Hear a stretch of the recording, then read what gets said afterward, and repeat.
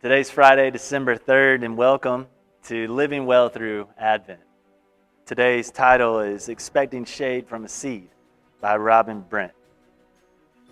If you haven't had time to read this reflection today, I encourage you to practice patience and press pause and take time to read this because I'm just going to share my reflection on it.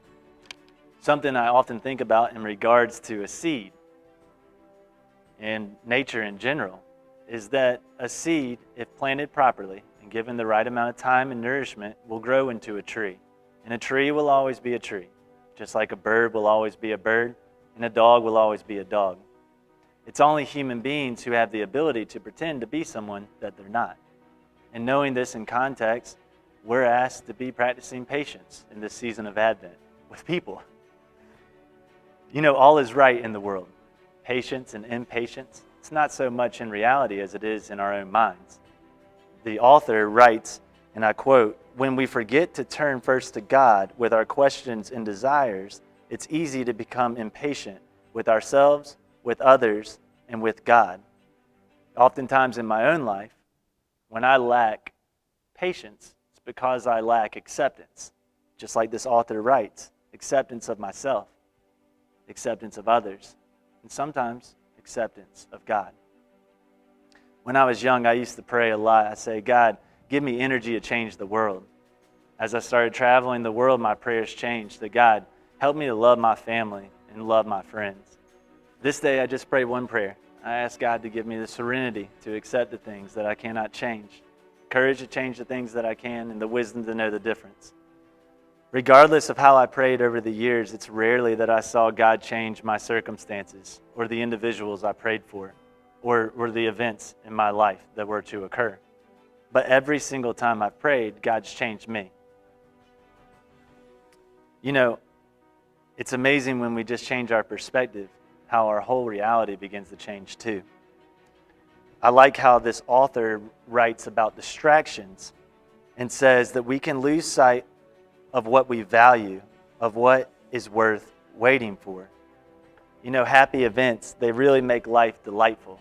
They make it joyful. They make life lovely, but they don't lead a whole lot to growth or self-discovery. This past Saturday, I went to Williams-Brice Stadium to watch the Carolina-Clemson game, and when I got there, I had nosebleed tickets in my hand. I took my dog with me, and I asked the ticket event staff member, "Where do the service dogs sit?" And they guided and directed me straight behind the end zone of the West touchdown zone. And I was front row, and it was delightful. I mean, it was quite lovely. But it didn't lead to a whole lot of self-discovery. If anything, it just led to more ego. It's the privilege that's reserved to the things and persons and situations that cause us pain that lead to self-discovery and to growth. Suffering shows us the areas in our lives that we need growth.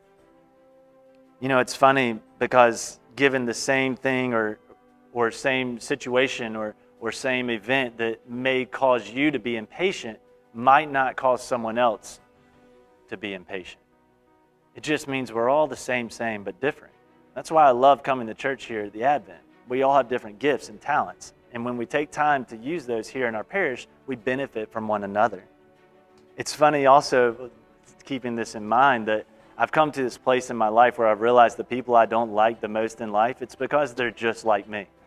And I'll leave a first impression with someone, and I'll ask myself, what did I not like about them? And I quickly realize it's because they're just like me. And what they think or what they said or what they did. I have a problem with Father Ned because he's always taking my punchline. He always knows the punchline before I can get it out.